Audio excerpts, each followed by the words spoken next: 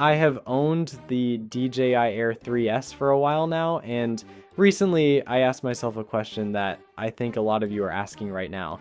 If I had to buy a drone today, knowing everything I know, would I still buy the Air 3S or would I choose something else? That question is more complicated than it sounds in 2026 because the drone market has changed. New options have appeared at different price points. DJI's own lineup has expanded, and what felt like a clear choice when the Air 3S launched feels a little less obvious now. So today I am going to give you a real answer. Not a spec sheet recap, not a highlight reel, a genuine breakdown of where the Air 3S still wins, where the market has caught up to it, and who should or should not buy it right now. Let us get into it. When the Air 3S launched, it did something that felt almost unreasonable for its price. It put a 1-inch CMOS sensor into a travel-friendly foldable drone. That mattered. It still matters because sensor size is not just a spec. It is the difference between footage that looks cinematic and footage that looks like it came from a toy. Bigger sensor means more light. More light means cleaner shadows, better dynamic range, more flexibility when you grade and post. The 50 megapixel wide angle camera delivers that. And paired with the medium telephoto, which gives you a second focal length without carrying a second drone, the Air 3S covers more shooting scenarios than almost anything in its class. 4K at 60 frames per second, slow motion at 4K 120, 1080p at 240 frames per second. These are not numbers for a spec sheet. These are tools, actually real creative tools that change what you can capture in the air. And then there is the flight time. 45 minutes on paper. Real world flying gets you somewhere between 35 and 40 minutes depending on conditions. That is long, genuinely long, enough to shoot a full sequence, reposition, and shoot again without landing. Here's the thing about flight time that people underestimate. Every time you land to swap a battery, you lose a moment, you lose the light, you lose the angle, you lose the mood of the shot. The Air 3S gives you enough time in the air to actually think while you're flying, not just react. That changes your footage. Now let us talk about obstacle sensing, because this is where the Air 3S made a statement that still holds up. Omnidirectional obstacle sensing with a front-facing LiDAR sensor. A LiDAR is not just another vision sensor. It maps depth in real time. It works in low light conditions where standard vision sensors start to struggle. If you have ever flown a drone at dusk and felt nervous about the sensing reliability, LiDAR is the answer to that nervousness. In real flying, this translates to genuine confidence. Flying through tree lines, navigating near structures, following subjects in complex environments, the Air 3S handles these situations with a calmness that smaller or cheaper drones simply cannot match. Active Track 360 is also worth mentioning here. Subject tracking has gotten genuinely smart. Lock onto a person or vehicle and the drone does not just follow, it thinks, it routes around obstacles while keeping your subject in frame. It recovers lock quickly when something interrupts the shot. For solo creators especially, this feature is not a gimmick. It is a genuine workflow tool, and the 42 gigabytes of internal storage means you are not frantically managing cards in the field. Shoot, land, wirelessly offload, clean and simple. Before I get into the honest verdict on the Air 3S, I want to talk about something that arrived at my door recently. TD Fly Drone sent me their TD77 to test, and I actually flew it. So I am going to tell you what I genuinely noticed, not just what the box says.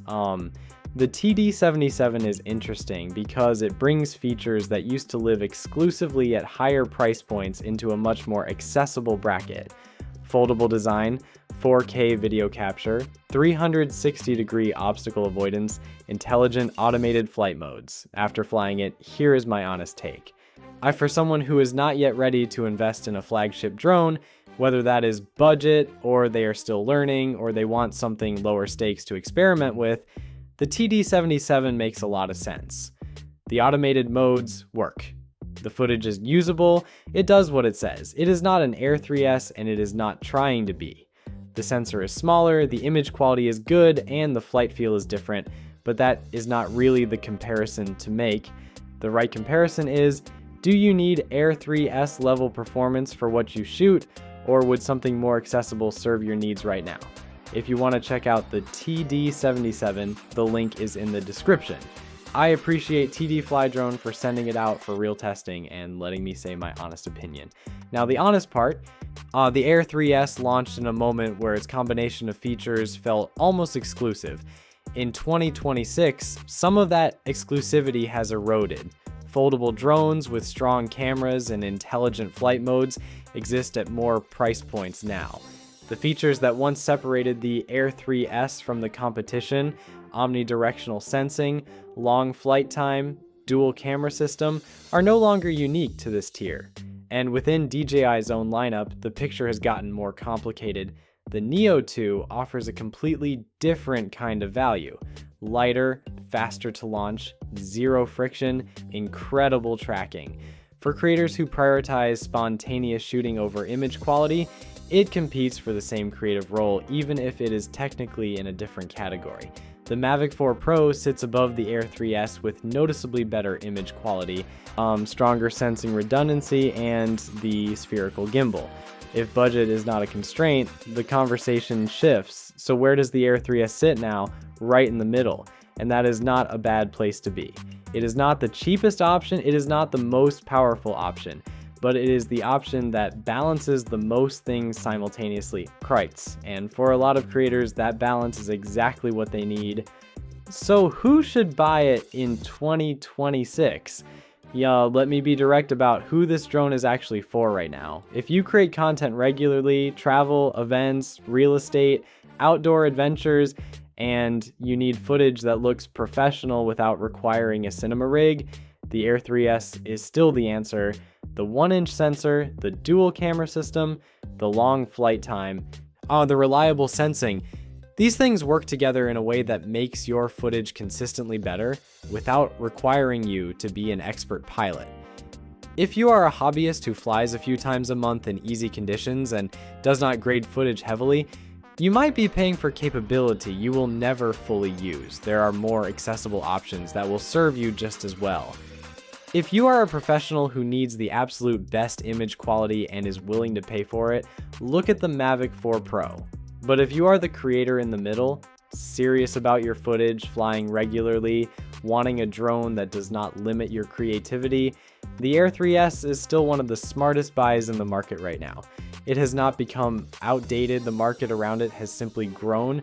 And a drone that was excellent when it launched does not stop being excellent just because new options appeared. So, still a smart buy in 2026? Yes, for the right creator. The Air 3S is still one of the most complete drones DJI's ever made at this size and price. Long flight time, excellent image quality, genuinely reliable sensing, dual camera flexibility.